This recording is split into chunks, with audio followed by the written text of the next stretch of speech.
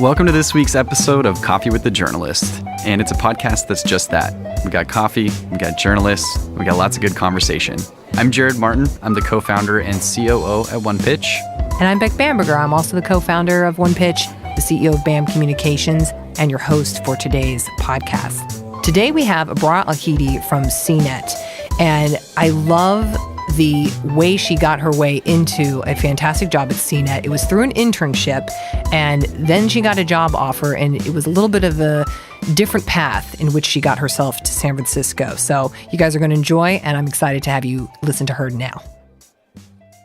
You guys, today we have a fantastic guest here. We're in a little phone booth, technically. It's Coffee with the Journalist / water today, as it is, because it's late in the afternoon. Exactly.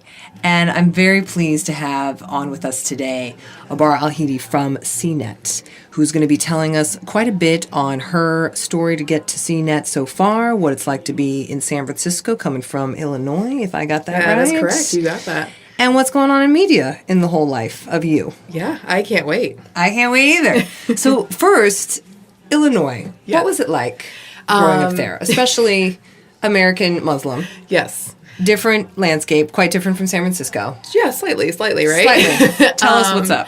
The good thing is I grew up in a college town, Champaign-Urbana. So I like to think of it as like a miniature Berkeley in the sense that like a lot of the environment, the culture, the open-mindedness was definitely present. I think I'm very lucky because for a lot of Muslim Americans, they didn't grow up in towns that were as open-minded or accepting. Mm-hmm. And so that was a very positive aspect of my upbringing. I was born and raised there, went to school there, got very familiar with it. My dad owned businesses there. So you kind of get to know the town and you know the people. The weather is intense in all seasons. Yeah, in all seasons. And so, you know, I feel like especially with something like journalism, you kind of, it's more beneficial for you to find something that's, you know, in a place like San Francisco or wherever it may be where you get more visibility. I did have fantastic internships when I was in Champaign-Urbana at the local paper and at the local radio station. But being here, I mean, I've been exposed to opportunities that I never would have gotten in Illinois. But I'm so grateful for my upbringing there. But yes, Did your family purposely pick there? Yeah. It's not like, oh, I want to move to California. You don't usually say, I want to move to Illinois. Right, exactly. So my dad was getting his PhD. So they were, you know, grew up in Iraq, and then they moved to Champaign-Urbana to get that degree from the University of Illinois. Okay. And then me and my siblings all went there too, so proud Illini. Oh, so the alumni continues. Oh, yeah. Strong allegiance. Excellent. To Illinois. Now, when you were there, you did get, you got your master's in journalism. That is correct. And you also got a certificate in public relations. I did. Interesting. We rarely hear that. Yes. So tell us about how you thought of journalism as a career, or something at least to, hey, I want to get a degree in this, and then we can talk about the PR part. Yeah. So I have a sister who is 11 years older than me, and everything she did was an example for me. She was my role model. She still is. And she was getting her degree in journalism when I was a kid. And so I'd always loved writing, and I always needed a way to kind of figure out how to write and make money in some way. And, you know, I figured journalism is a way to do that. And that kind of planted the seed for me, and that was like an outlet for me to be able to do what I wanted to do. So that was a huge motivation for me. Yeah, and so I actually started off as an English major when I was an undergrad, but on the first day, on my orientation day, I told my advisor that I would probably switch to journalism at some point, and I, in fact, did about a year and a half later. So I just made the jump, and I sat there in my intro to journalism class, and I thought, there was just one day when I was like, yeah, this is what I'm doing. It was just like clear that. As a bell. Yeah, just like instantly, it was like out of nowhere. It was like, okay, I need to apply to switch into journalism. Wow. It had always been in the back of my head, but there was that definitive moment where it was like, okay, this is it. And do you remember what was the lecture or the talk? I should, but I think there was that element of like, we had been talking about the kinds of things that you do as a journalist, how you're getting up and talking to people and doing things. So I don't remember specifically what the topic was, but it was more of that like, yeah, I want to be active. I want to be out there. I want to talk to real people. I don't want to just read something that was written 200 years ago, you know? So I think all of those pieces falling together had really clicked for me. And I was that kid that sat in like the front row of that giant 200-person class just because I was like, I need to take it all in. So we all know that student. Yeah. And we usually don't like them, but that was me. Yeah. Hey, it's all right. And you also then were an intern at the paper. Yes, I was. Okay, so that got your feet wet. Exactly. That was actually, so I interned at the News Gazette, which is the local paper at in my hometown. That was, you know, probably one of the most critical elements of helping me develop and learn as a reporter. It was such an excellent experience. You just, you know, you get to hop in your car and drive to whatever part of town that you need to go and talk to people. Such smart and kind editors. So that was really, really helpful to me. And that was, you know, besides the student paper, which was also, I think without working at the student paper, I wouldn't have learned half of what I learned just because it was practical knowledge. And then to transition into a paper where the editors were seasoned editors and real, you know, they're adults. They're, you know, we were all students at the paper and we all did our best at the Daily Illini. But when I went to the News Gazette, it was a real paper where I got to just dive right in. So what kinds of stories were you doing there? Yeah, that was the ones that jump out to me. I loved doing features and I love profiling people in the community. Like I remember there was a story, I think maybe my favorite one was, you know, this family reunion that had been going on for like, you know, years and years. I don't remember. Was it 100 years? Something like that. I don't even remember. But their last family reunion was going to happen that summer because everyone had just like died off and the young people lost interest. Oh, no. And so I got to cover like, you know, this very personal, that's the fun thing about local news is you can do fun stories just because the person is in your community. And then I wrote that story and they invited me to that last family reunion, which was like so sweet because you become like I was there with all the family. It was like so touching of them. Yeah. That's a choice story. Right? That is like small town. I know. News that is so touching. Yes. I imagine too, you must have, as just someone who would be at that paper, would get quote unquote pitches or somebody down the street being, oh, my neighbor's doing this and this. You go like, great, I'm going to go do it. Exactly. Like only there could you do something like that, right? Oh, that's great. Yeah. So tell us how then the public relations certificate came in and bigger, why? Yes, the public relations certificate was a safety net for me because I was nervous about not finding a job in journalism. I probably broke everybody's hearts by saying that, but it wasn't like, oh, I love PR. Yeah. Oh, wow. So that was your job security. That was my job security. That was me. We didn't have a minor at the time. I think we got the minor. My college started offering the minor a year after I graduated. But that was me saying, if I don't find a job in journalism, I'm going to have the certificate. I'm going to put it in my resume. It's on my resume, and it's going to be my safety net. Yeah. Dang. Yeah. Did you have any other idea of even what that world entailed prior to pursuing it, other than it was adjacent to journalism? Yeah, not very much. And a lot of it, I think a lot of the courses that contributed to that certificate were crossovers between journalism and PR, a lot of communications courses and whatever it may be. But no, I didn't fully, and I think I still don't particularly fully understand what the typical day of a PR, you know, someone who works in PR is. Like, I get the gist. There's a lot of, you know, there's pitches. I get the emails. Yes. I get all that. Yes, you but get like, that. Yes. But I don't, you know, I think, obviously, I think it's a lot like journalism in the sense that you don't know exactly what your job entails until you do it. Very true. Yeah. Very true. So then, San Francisco. Yes. Quite the leap. It How is. did that happen? So I was looking for internships when I was close to finishing my master's. I was looking for summer internships. I figured an internship might be better because you kind of test it out before you leap into a job. It's also easier to get an internship. Good point. Yes. Very good point. And then you get your foot in the door. So I was looking on Indeed, and I saw this listing from CBS Interactive and specifically CNET, and I applied like I did with a few other jobs, not really expecting much. I remember I was sitting in class one day and I got an email from somebody at CNET saying that, they wanted to interview me, and I couldn't believe it. Couldn't believe that that was actually happening. So we did the interview. Best interview I've ever had. It was just a conversation. It was so nice. I felt really confident about it. And then I get the call that I got that interview, or I got the job, and For the internship. Exactly.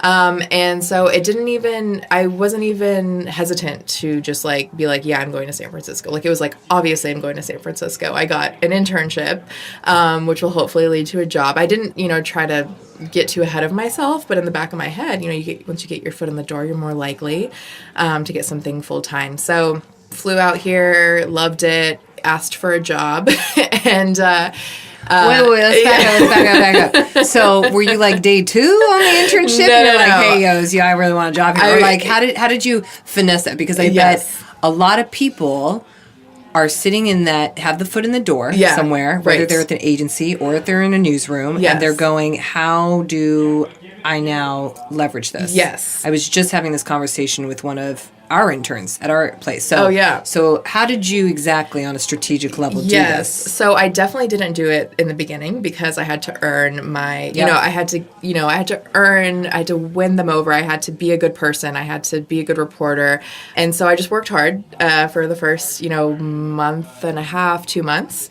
It was a 3-month internship and then closer to the last few weeks, I asked our editor-in-chief to go to lunch, if we could go to lunch, and we chatted, and I was trying to muster up the courage to be like, so I really like this internship, I would like to stay, and, she was like, yeah, we'll evaluate your work at the end and try to see if, and I was like, okay, all right, so I was hopeful. Oh, so you're in that lunch meeting, and she didn't say, oh, yeah, absolutely, oh my gosh, we have an opening. It was, we'll see. Well, there was no opening. Oh. So there was no opening. Yeah. So that was another, that's you have to figure that out. And so, but she was very optimistic, and I felt optimistic afterwards. And she wasn't like, oh, you're out of your mind. She was like, yeah, like, we're gonna, I think that was like, that's a natural thing. Once you have an intern, you're like, okay, do we keep this person? No one's trying to waste their time and just have somebody join the team for no reason, No, not at all. So, it's such an investment. Exactly. My God. Exactly. So it's kind of like I get to try out the job. They get to see if they like the intern, and then if it works out, it works out. So they were still in the process of figuring everything out after my internship ended. So I went back to Illinois for about 3 weeks, and then got the call that I had a position, and then I immediately began looking for housing, which took months. But I worked remotely from Illinois for about 9 months, and then moved back. Wait. So they let you wait. Yeah. Worked remote for your first job. Yes. Can you believe 9 months. Can you believe it? Aren't they the best team ever? 1, yes.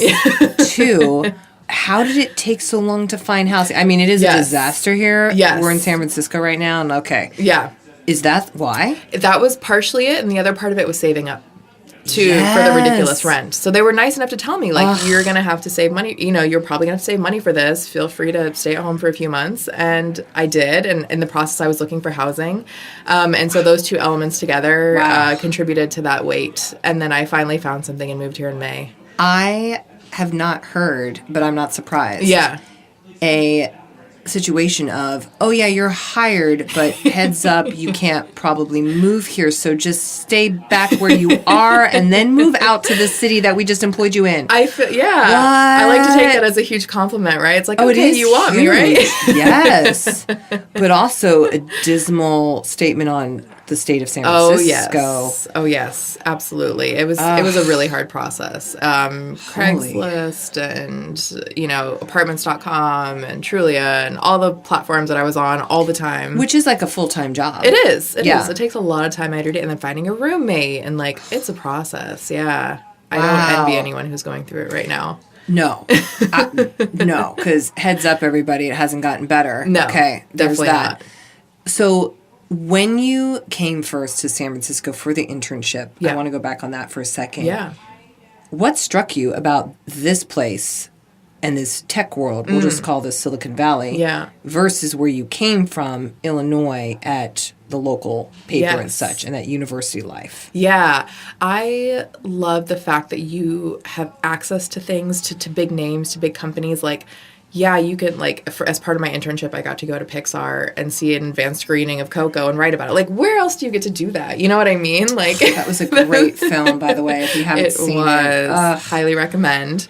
And that, I think to this day is one of my favorite things I've ever done at CNET. And I got to do it as an intern. They trusted an intern to go to this incredible studio and write the story. And, it's not like they put weight on you of, no pressure, you better turn out something good. No, they're just here's something you should go to.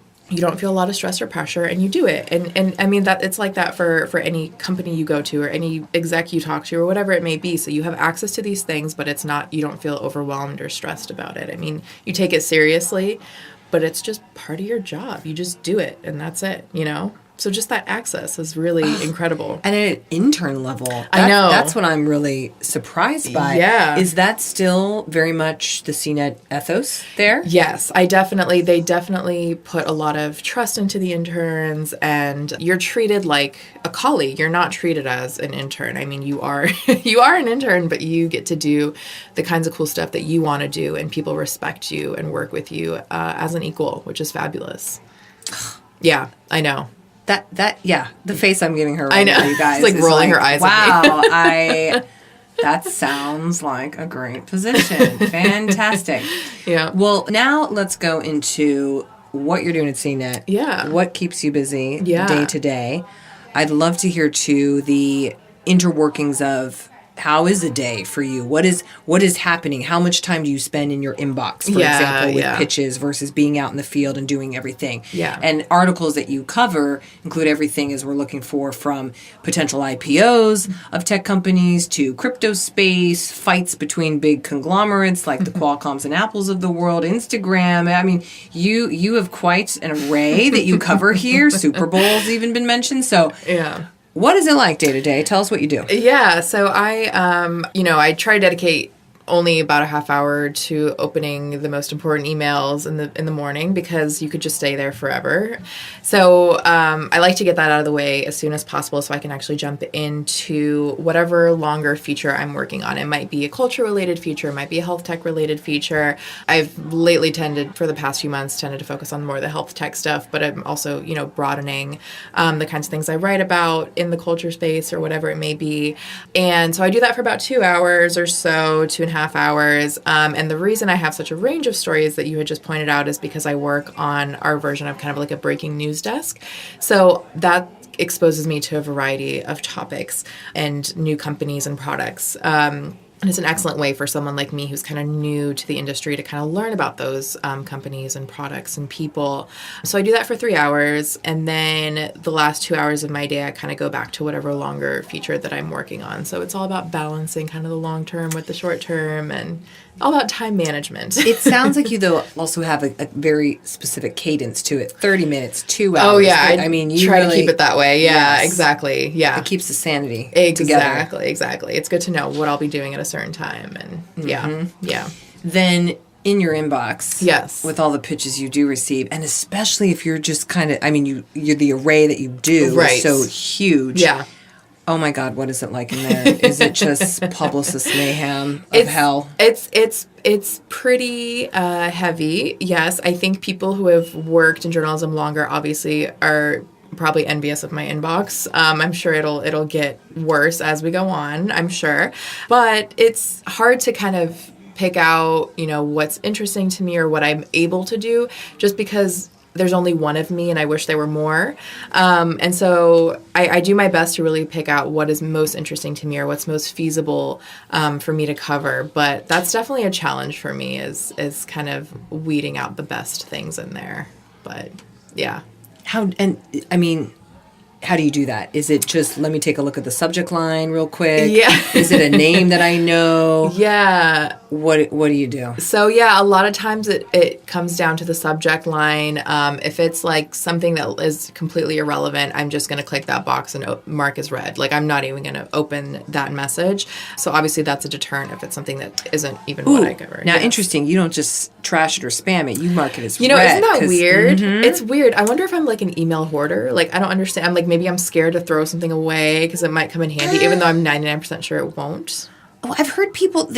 There seems to be some people who are just trash, bam, okay. Yeah. But then there seems to be quite a conglomerate that holds them there, because Yeah. what if I need to search Exactly. really fast on whatever that tech company was, blah, blah, blah. Exactly. What if I change my mind? Yes. Yeah. Oh. Yes. Marked as read. Mark as read. I know. It's... Okay. Yeah. Okay. It's an interesting habit. I know.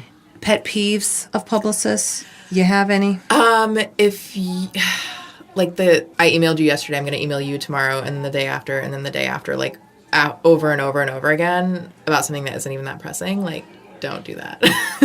No. Give me some time. How many times is the follow-up? Is it 3, 4, 5 Oh, plus? I think I've had 4 or 5 that happens. Usually people like stop at 1 or 2 and like use some, whatever. But some people are just really, and then that just turns me off. Like I'm not interested anymore.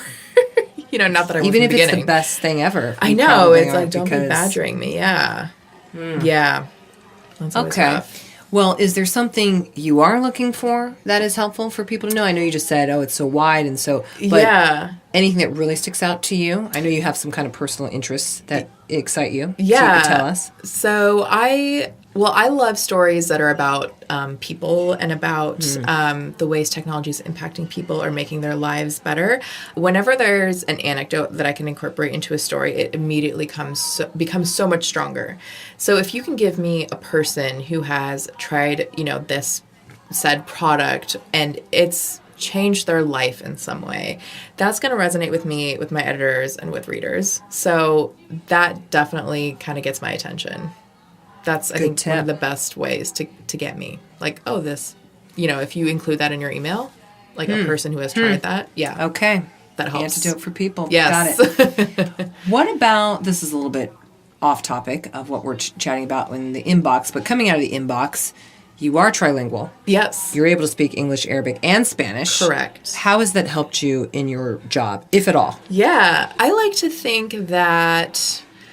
Well, I haven't necessarily spoken with someone who only speaks Arabic or whatever it may be yet, but I think perhaps, me being Arab American helps me see things in ways that, other people don't, or I've had experiences that other people don't. I like to think that I understand, what issues are important to certain minorities. I'm still learning, obviously, but I think maybe just having an open mindset, maybe...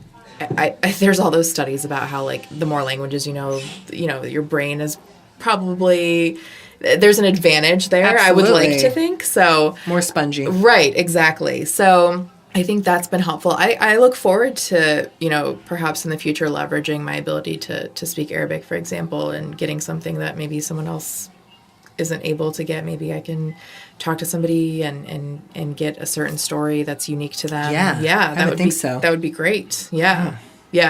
If you had to go back, and it's not that you've been a journalist for 20, 30 plus years here or anything, but if you had to go back, just rewind a little bit, back to Illinois. Yes. Back to when you were still in high school, back before maybe even your sister was in the realm of journalism. Yeah. And you're thinking of, what do I want to do when I grow up? Would you still pick journalism now, knowing what you know? In a heartbeat, yeah. I'm so lucky. I think I talk to my friends and I hear them talk about their jobs, and I am not jealous of what they do for a living. There are people who have really cool jobs out there, but I think the experiences I have, the opportunities I have, the people I get to meet, the fact that I have the power to release something I've written into the world with a click of a button that thousands of people will read, that is a power that I don't take for granted and that I really appreciate and love and enjoy.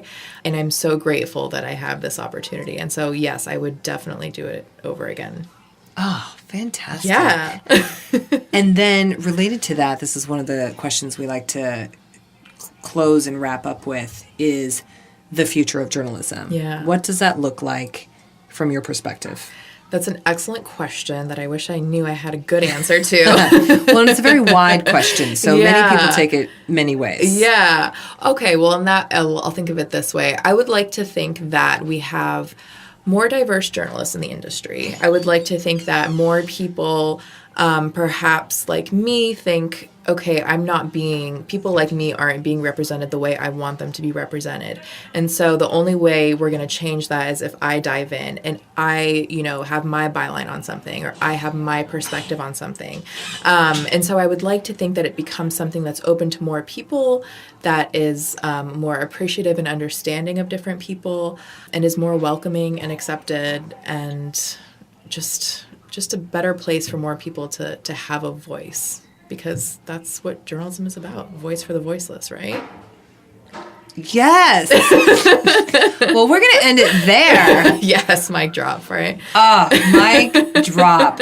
Thank you so much for being here. Oh, my Coffee gosh. with the Journalist. Thank you for having me. This was so great. If people want to find you, should they go to Twitter? Should they go to your inbox? What would you suggest? Yeah, either one would be great, actually. Oh, either one? Either one, yeah. My DMs are open on Twitter. My inbox is available for any and all to give me good pitches. Good pitches. Double emphasize. Thanks for listening this week to Coffee with the Journalist featuring Abrar Al-Heeti from CNET. If you're a journalist who loves coffee or a publicist who loves this podcast, we'd love to hear from you. Head to onepitch.co to drop us a line. Until then, let's end bad pitches and start great stories.